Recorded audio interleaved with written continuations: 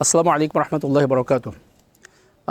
যারা হজে যাচ্ছেন এবছরে বা যারা বিগত বছর অনেকে আছেন গিয়েছেন, আমরা লক্ষ্য করে দেখেছি অনেকের ক্ষেত্রেই যে হজে গিয়ে আপনার হজে যাওয়ার সময় থেকে একেবারে শুরু করে আসা অবধি পর্যন্ত শুধুমাত্র মোবাইলে সেলফি তোলা, মোবাইলে বিভিন্ন ধরনের ছবি পোস্ট করা। এরপরে বিশেষ করে আরও একটি মর্মাহত বিষয় হচ্ছে এই, যখন কিনা আপনার কাবার চত্বরে তথা মাতাফে যখন কিনা কেউ তাওয়াফ করছে, তাওয়াফ করার সময় সে ব্যক্তি ভিডিও করছে আর তাওয়াফ করছে। তো এরপরে আপনার হাজর আসওয়াদের সামনে গিয়ে ভিডিও করছে, জমজমের পানি খাচ্ছে, ভিডিও করছে।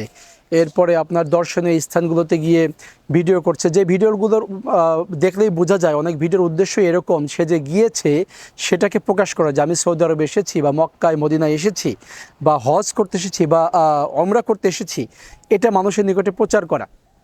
তো এই ধরনের কর্মকাণ্ড যারাই করে থাকবেন এটা আসলেও উচিত নয়, এটা অনুচিত। কারণ নবী সাল্লাল্লাহু আলাইহি ওয়াসাল্লাম বলেছেন, মান হাজ্জা লিল্লাহি, যে ব্যক্তি আল্লাহর জন্য হজ করলো, হজটা হতে হবে আল্লাহর জন্য, সেটা লোক দেখানোর জন্য নয়, সেটা মানুষের নিকট থেকে বাহবা পাওয়ার জন্য নয়, সেটা সেলফি উঠিয়ে আমি কাবা ঘরে এসেছি, আমি তাওয়াফের সময় মোবাইলটা ধরে ধরে দেখাচ্ছি এই দেখো আমি কাবা ঘরে এসেছি, এটার জন্য নয়। আমরা অনেকেই আছি যারা কিনা ওমরায় গিয়ে হজে গিয়ে শুধুমাত্র সেলফি তোলা, শুধুমাত্র মানুষদের নিকটে প্রচার করা।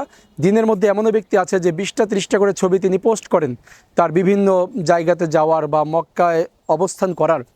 এটা আসলেও কোনোভাবেই কাম্য নয়, কারণ হজটা আল্লাহর জন্য হতে হবে। নবী সাল্লাল্লাহু আলাইহি ওয়াসাল্লাম বলেছেন, মান হাজ্জা লিল্লাহ ফালাম ইয়ারফুস ওয়ালাম ইয়াফসুক রাজাআ কায়াউমি ওয়ালাদাতহু উম্মুহু।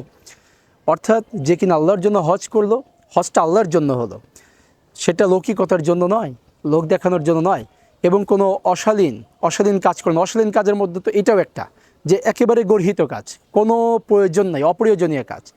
পাশাপাশি যে গুনাহের কাজ করলো না, অর্থাৎ আল্লাহর জন্য হজ করলো, কোনো অশালীন কর্মে জড়ালো না, অশালীন কথাবার্তা বললো না এবং পাপ কাজ করলো না, সে ব্যক্তি হজ থেকে এমনভাবে ফিরে আসবে যেন সে সদ্য মায়ের থেকে জন্মগ্রহণ করেছে, সদ্য ভূমিষ্ঠ শিশু, অর্থাৎ নিষ্পাপ হয়ে ফিরে আসবে। সুবহানাল্লাহ। এই ফজিলতের অধিকারী যদি আপনি হতে চাই, তাহলে হজটা আল্লাহর জন্য হওয়া লাগবে। আল্লাহ তাআলা বলেছেন, কুল, হে নবী আপনি বলুন, ইন্নাস সলাতি ওয়া নুসুকি ওয়া মাহইয়ায়া ওয়া মামাতি লিল্লাহি রাব্বিল আলামিন, নিশ্চয় আমার সলাত, আমার কোরবানি, আমার জীবন, আমার মৃত্যু শুধুমাত্র আল্লাহর জন্য। তো যে কোনো আমল আল্লাহর জন্য করতে হয়, সেটা লোক দেখানোর জন্য নয়, সেটা লৌকিকতার জন্য নয়। কিন্তু এখন আমাদের হাতে হাতে অ্যান্ড্রয়েড সেট বা মোবাইল হয়ে শুধু লৌকিকতাটাই বেড়ে যাচ্ছে। আমরা কাবা ঘরে দেখেছি অনেকে তাওয়াফ করছে, স্টিক দিয়ে মোবাইল ধরে তারপরে তাওয়াফ করছে। এগুলো লৌকিকতা ছাড়া কিছুই নয়। তো আপনাকে আমাকে এবারও যারা হজে যাচ্ছেন তাদের প্রতি পরামর্শ থাকবে যে, প্রিয় ভাই বোনেরা, আপনারা লৌকিকতা মুক্ত থাকেন, আল্লাহর জন্য ইবাদতটাকে খাস করেন। ইনশাল্লাহ আল্লাহর জন্য যে ইবাদতটা খাস হয় সেই ইবাদত গ্রহণযোগ্য হয়। আল্লাহ সুবহানাহু ওয়া তাআলা আমাদেরকে এই জাতীয় আবেদ হওয়ার তৌফিক দান করুন। আল্লাহুম্মা আমিন।